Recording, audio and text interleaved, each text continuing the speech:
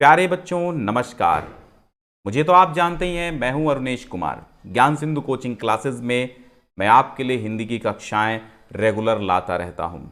आइए 2024 के लिए हाई स्कूल का एग्जाम पैटर्न क्या है, हाई स्कूल का एग्जाम सिलेबस क्या है, हिंदी में कितना क्या कुछ आएगा, क्या रहेगा एग्जाम पैटर्न, क्या रहेगा सिलेबस, वो सारी बातें आज हम जान लेते हैं इस सेशन में। फिर चैप्टर्स का शुभारंभ करेंगे हिंदी गद्य साहित्य के इतिहास से। पूरा का पूरा कंप्लीट सिलेबस 70 में 70 की तैयारी हमारे साथ जुड़े रहिए। 2024 का एग्जाम फरवरी 2024 में प्रस्तावित है, तो आप हमेशा हमारे साथ शाम 7 बजे जुड़िए। शाम 7 बजे हर क्लास आपको मिलती रहेगी, रेगुलर मिलती रहेगी। ठीक है, तो सबसे पहले आप ये जानते हैं कि आपने हाई स्कूल में जो एग्जाम दिया, हाई स्कूल में एग्जाम दिया है जिसमें नाइन्थ में एग्जाम दिया होगा 20 नंबर का ओएमआर शीट पर। ठीक उसी प्रकार 2023 में जो एग्जाम हुआ हाई स्कूल वालों का अभी संपन्न हुआ, 20 नंबर का ओएमआर शीट पर पेपर हुआ और 50 नंबर का उनको कॉपी में लिखना हुआ। यानी कुल मिला के 70 का पूर्णांक था, 30 नंबर का आंतरिक मूल्यांकन हुआ। ठीक है, तो 30 नंबर स्कूल से मिले आंतरिक मूल्यांकन के, 30 नंबर, फिर 70 बचा। 70 में से 20 का आपका ऑब्जेक्टिव हुआ ओएमआर शीट पर और 50 का कॉपी पर लिखना हुआ। इसी प्रकार 2024 में भी सेम ऐसा ही पैटर्न लागू होगा। कोविड 19 के अंतर्गत 2023 का जो पैटर्न था वो 30% ऑफ था, यानी 30% कम कर दिया गया था, जो कि अब कम नहीं करा जाएगा। 2023-24 का जो सेशन है, यानी कुल मिला के 2024 के सेशन में, 2024 के एग्जाम में 100% सिलेबस आपको पढ़ना है, तो बुक में से कुछ भी आपको नहीं छोड़ना है। आइए हम चीज़ें बताते हैं, समझाते हैं कि आपको कैसे क्या पढ़ना है और क्या कुछ तैयारी करनी है, कितने अंकों का क्या आना है और कितना आपका सिलेबस है। मात्र इतना ही पढ़ना है जितना मैं आज बताऊंगा। ठीक है, चलिए, तो सबसे पहले आप देखेंगे यहां पर लिखा है हिंदी गद्य साहित्य का विकास और हिंदी पद्य साहित्य का विकास। हिंदी गद्य साहित्य का और हिंदी पद्य साहित्य का विकास, ये संक्षिप्त परिचय पूछा जाता है, यानी ऑब्जेक्टिव क्वेश्चन यहां से बनेंगे। शुक्ल युग तथा शुक्लोत्तर युग, यहां से प्रश्न बनेंगे पूरे। शुक्ल युग के लेखक कौन हैं, शुक्ल युग के कौन कौन से गद्य लेखक हैं, कौन कौन से शुक्ल युग के निबंधकार हैं। ठीक है, मतलब शुक्ल युग के और शुक्लोत्तर युग के लेखक कौन है, ये दो बातें आपको इंपॉर्टेंट समझनी है। यही आपका सिलेबस में है, तो शुक्ल युग और शुक्लोत्तर युग से 2-3 क्वेश्चन बनेंगे। फिर रीतिकाल और आधुनिक काल पद्य साहित्य के विकास का संक्षिप्त परिचय जब आप पढ़ेंगे, तो इसमें आपको रीतिकाल और आधुनिक काल, रीतिकाल से लेकर के आधुनिक काल, यानी कुल मिला के रीतिकाल के प्रश्न बनेंगे। रीतिकाल में बिहारी हुए, घनानंद, बोधा, आलम, ऋग्देव, रीतिमुक्त, रीति सिद्ध और रीतिबद्ध कवियों को पढ़ना होगा। ठीक है, कवियों को याद करना होगा कौन से हैं कौन से नहीं है, पहचान। आधुनिक काल में आपको पूरा का पूरा भारतेंदु युग से लेकर के, पूर्व भारतेंदु युग से लेकर के आपको आज तक जितने युग हुए हैं, छायावादी, छायावादोत्तर, ठीक है, प्रगतिवादी, प्रयोगवादी, ये सारे युग के लेखक और युगों के प्रश्नोत्तर पढ़ने होंगे। वो मैं सिंपल से वर्ड्स में पढ़ा दूंगा, सब हैंड रिटन नोट्स मिलने वाले हैं 2024 के एग्जाम के लिए। काव्य सौंदर्य के तत्वों में आपको क्या पढ़ना, ये भी आपका ऑब्जेक्टिव में आएगा, यानी 20 का बहुविकल्पी प्रश्न जो आपके ओएमआर पर होंगे, ये आपका 20 पूर्णांक होगा। ठीक है, तो 20 पूर्णांक में आपके जो गद्य पद्य साहित्य का विकास है, कम से कम 7 से 8 क्वेश्चन इसके आएंगे, कभी कभी 10 भी आते हैं। फिर आपके जो काव्य सौंदर्य के तत्व हैं, यानी रस, छंद और अलंकार, ये रस, छंद और अलंकार भी आपके ऑब्जेक्टिव क्वेश्चन बनेंगे। ठीक है, हास्य रस और करुण रस, आपको 2 रस पढ़ने हैं। परिभाषा, पहचान, उदाहरण, तो अधिकतर आपको उदाहरण याद करना, लेकिन टोटली पढ़ने से ही आपको ये चीजें आएंगी, वो मेरे पर छोड़ दीजिए, मैं आपको सब तैयार करवा दूंगा। हर शाम 7 बजे आपको लाइव क्लास में जुड़ना है। क्लास आपको यूट्यूब पे ही मिलेगी, टेलीग्राम ज्वाइन कर लीजिए, जहां पर नोटिफिकेशन आपको मिल जाएगा। बाकी डिस्क्रिप्शन में, हमेशा हमारी डिस्क्रिप्शन में पहली लिंक रहेगी, जहां से आप पीडीएफ डाउनलोड कर पाएंगे। ठीक है, तो निश्चिंत होकर पढ़िए आप, कोई दिक्कत नहीं है। तो हास्य रस और करुण रस, मात्र 2 रस आपको पढ़ने हैं। फिर अलंकारों में आपको उपमा, रूपक और उत्प्रेक्षा, ये 3 अलंकार पढ़ने हैं। छंदों में आपको 2, केवल सोरठा एवं रोला 2 छंद आपको पढ़ने हैं, और ये सब ऑब्जेक्टिव में पूछे जाएंगे। फिर हिंदी व्याकरण भी आपकी ऑब्जेक्टिव में पूछी जाएगी, जैसे उपसर्ग हैं, प्रत्यय हैं, समास हैं, तत्सम और तद्भव हैं, ये सब, और पर्यायवाची हैं। ठीक है, ये सब के सब आपके ऑब्जेक्टिव प्रश्न बनेंगे। संस्कृत व्याकरण के भी जो क्वेश्चन, संस्कृत व्याकरण है जैसे कि यड़ और वृद्धि संधि, दो संधियां पढ़नी है।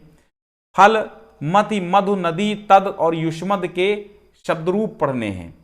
और दृश्य, पच, पठ और हस धातु को आपको ये लोट लकार, लट लकार, विधिलिंग लकार, लृट लकार और लंग लकार, पांचों लकारों में आपको दृश्य और पच और पठ और हस के पढ़ने, जैसे पठति पठता पठंती, पठसी पठता पठत, ऐसे ही हसति हसता हसंती, तो पांचों लकारों में आपको पढ़ने हैं। तो ये भी आपका ऑब्जेक्टिव में पूछा जाएगा। ठीक है, ये ऑब्जेक्टिव में। फिर आपके वर्णात्मक प्रश्न आएंगे। वर्णात्मक प्रश्न आपका पूर्णांक 50 का होगा, जो आपको कॉपी में लिखना होगा।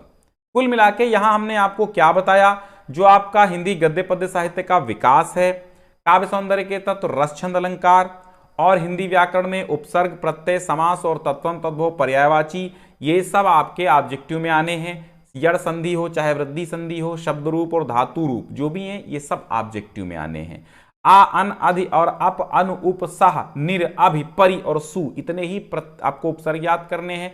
और प्रत्यय में आई, त्वा, ता, पन, वा, हट और वट, ये क्या है, प्रत्यय याद करने हैं।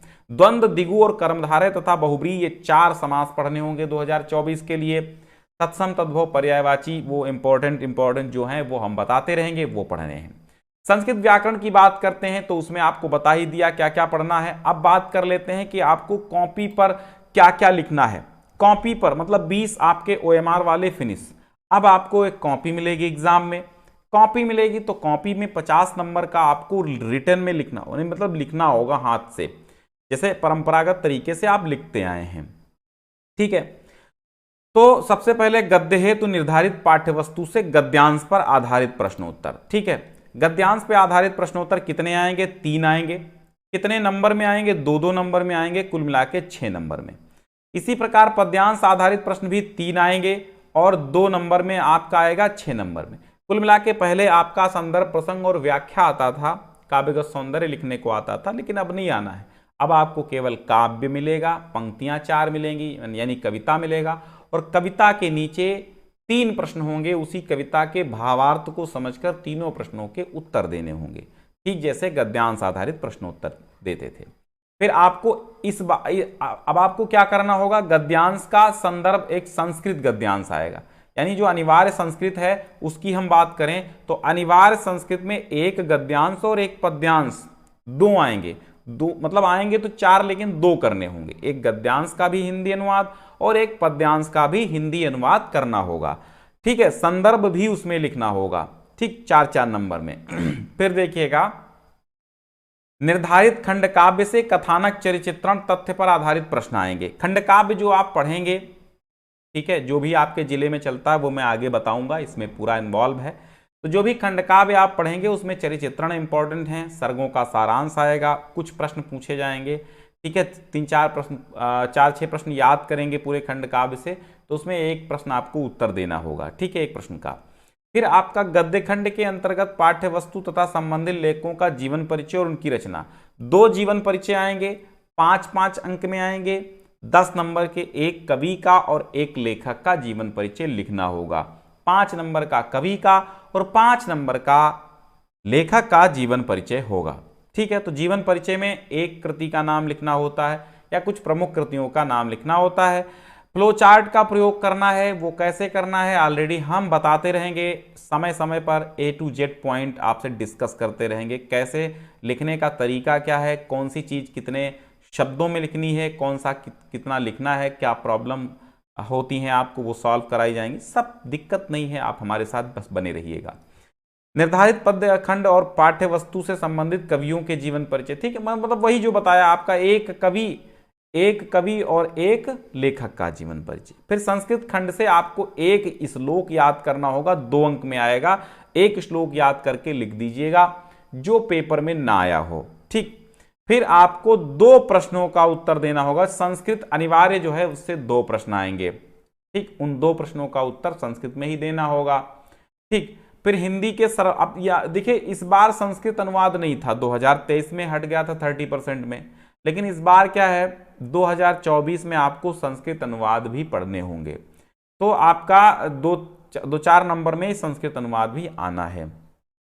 फिर आपको निबंध आएगा, सामाजिक, धार्मिक, मनोवैज्ञानिक, वैज्ञानिक निबंध आएगा। सांस्कृतिक, आर्थिक समस्याएं, जनसंख्या, पर्यावरण, यातायात के नियमों पर आधारित 9 नंबर में आपका क्या है, 9 नंबर में आपका निबंध आना है। ठीक है, 9 नंबर में आपका निबंध आना है। ठीक, इसमें स्वास्थ्य, शिक्षा, पर्यावरण, दुनिया भर का वो रहेगा। जो इंपॉर्टेंट निबंध है वो हम बराबर कराते रहेंगे। फिर आपको शैक्षिक सत्र जो है यहाँ पर 23-24 होगा, 22-23 लिख गया, 23-24। ठीक है, आंतरिक मूल्यांकन, आपका प्रथम आंतरिक मूल्यांकन मौखिक अभिव्यक्ति आधारित परीक्षा अगस्त माह में होगी। दूसरा जो है रचनात्मक लेखन परीक्षा दिसंबर माह में होगी। फिर 4 मासिक परीक्षाएं होंगी, एक जुलाई में होगी, अगस्त में होगी, नवंबर में होगी और दिसंबर में होगी। ठीक है, 4 होंगी, तो ये अलग से डिवाइड होंगी। इसमें 10 अंकों का आपका वो रहेगा, उसमें कोई विशेष वो नहीं है, वो कॉलेज स्तर से हो जाता है। अब गद्य में कौन कौन से चैप्टर आपको पढ़ने हैं ये याद कर लो, ये समझ लो। मित्रता आपको पढ़नी है, आचार्य रामचंद्र शुक्ल का लिखा हुआ निबंध मित्रता। ममता कहानी जयशंकर प्रसाद की, क्या लिखूं पद्मलाल पुन्नालाल बख्शी का लेख। और ईर्ष्या तू न गई मेरे मन से निबंध रामधारी सिंह दिनकर का। अजंता भगवत शरण उपाध्याय का निबंध। पानी में चंदा और चांद पर आदमी जयप्रकाश भारती का निबंध। भारतीय संस्कृति और डॉक्टर राजेंद्र प्रसाद का लिखा हुआ चैप्टर। ये इतने चैप्टर आपको पढ़ने होंगे हिंदी गद्य खंड में। फिर आपको काव्य खंड की बात करें तो सूरदास के पद पढ़ने होंगे, तुलसीदास का धनुषभंग तथा वनपथ पर पढ़ना होगा, रसखान के सवैये तथा कवित्व पढ़ने होंगे, बिहारी लाल की भक्ति और नीति के दोहे पढ़ने होंगे, रामनरेश त्रिपाठी का स्वदेश प्रेम पढ़ना होगा, मैथिली शरण गुप्त का भारत माता का यह मंदिर कविता पढ़नी होगी, महादेवी वर्मा का हिमालय से, सुमित्रानंद पंत द्वारा लिखा गया चींटी कविता, माखनलाल चतुर्वेदी की पुष्प की अभिलाषा, सुभद्रा कुमारी चौहान की झांसी की रानी की समाधि पर, सुमित्रानंद पंत का चंद्रलोक में प्रथम बार, माखनलाल चतुर्वेदी का जवानी, अशोक वाजपेयी का युवा जंगल जो हट गए थे ये भी पढ़ने हैं, केदारनाथ सिंह का नदी, महादेवी वर्मा का वर्षा सुंदरी के प्रति, अशोक वाजपेयी का भाषा एकमात्र अनंत है, और श्याम नारायण पांडे का महान लेख, महान खंड काव्य हल्दी घाटी पढ़ना होगा आपको, हल्दी घाटी की कुछ कविता का। अब इसकी व्याख्या समझनी होगी, व्याख्या समझकर ही आप प्रश्नों के उत्तर दे पाएंगे। समय समय पर आपको हम व्याख्या कराते रहेंगे और साथ ही पद्यांश आधारित प्रश्नोत्तर आपको हम देते रहेंगे। इसलिए आइए आगे देखते हैं।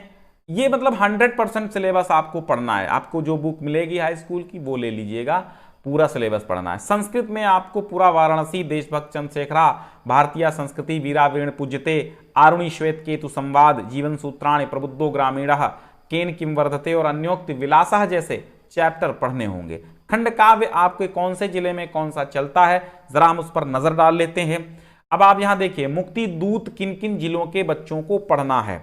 मुक्ति दूत प्रयागराज, आगरा, बस्ती, गाजीपुर और फतेहपुर बाराबंकी तथा उन्नाव जनपदों के लिए मुक्तिदूत खंड काव्य जो है निर्धारित है। यानी इन जिलों में पढ़ने वाले, स्कूल में पढ़ने वाले बच्चे मुक्तिदूत पढ़ेंगे। ज्योति जवाहर, तो ये प्रकाशन लिखा है उससे मतलब नहीं, यहां से देखिएगा, कानपुर नगर, कानपुर देहात, प्रतापगढ़, मिर्जापुर, ललितपुर, रामपुर और गोंडा ज्योति जवाहर पढ़ेंगे। फिर अग्रपूजा, प्रयागराज, आजमगढ़ और मथुरा के बच्चे अग्रपूजा पढ़ेंगे। मेवाड़ मुकुट शंकर प्रकाशन का जो है, बुलंदशहर, कानपुर नहीं, ये कानपुर से प्रकाशित है।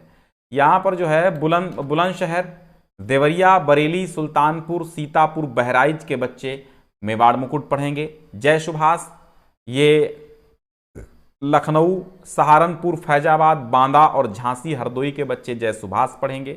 मातृभूमि आधुनिक प्रकाशन गृह दारागंज, यानी गोरखपुर, मुरादाबाद, शाहजहांपुर, लखीमपुर खीरी, मैनपुरी, मुजफ्फरनगर मातृभूमि के लिए ये खंड काव्य पढ़ेंगे। कर्ण खंड काव्य जो है अलीगढ़, जौनपुर, बलिया, हमीरपुर और एटा के बच्चे पढ़ेंगे।